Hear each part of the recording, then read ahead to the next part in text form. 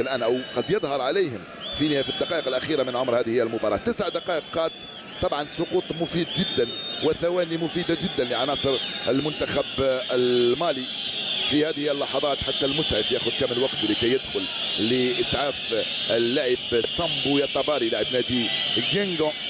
في نهاية المطاف الخطير الشيخ تيديان دياباتي لم يدخل في هذه المباراة، مثل ما لم يدخل هلال العربي السوداني ايضا، ربما بسبب التعب اللي نال منه المباريات اللي لعبها مع ناديه دينامو زاغريب، المباراة في اثيوبيا، والجهد اللي بذله الكبير جدا اللي ادى به الى الارهاق.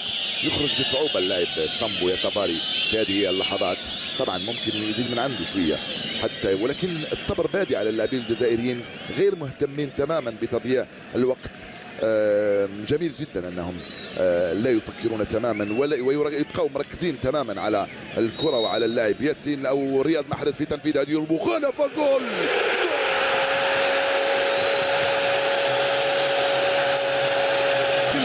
سجل امام بوركينا فاسو في المباراه التصفويه الاخيره المؤهله الى المونديال، وهو يسجل بالراس، حطها لك فوق راسك رياض محرز يا مجاني. الهدف الاول للمنتخب الجزائري عند الدقيقه 83.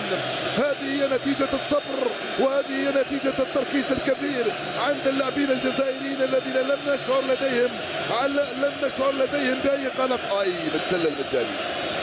متسلل مجاني، ولكن هذه هي الكره. الحكم المساعد لم يرفع الرايه.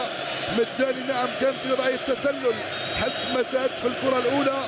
هدف مقابل 0 للمنتخب الجزائري، سجله مجاني من كرة مصوبة كما ينبغي. لا مانيش عارف، خليوني من اول لمحة شفت وضعية تسلل. نعم وضعية تسلل، خرج مباشرة قبل ما ينفذ رياض محرز، ولكن الحكم المساعد لم يرفع الراية ويحتسب هدف للمنتخب الجزائري امام منتخب مالي.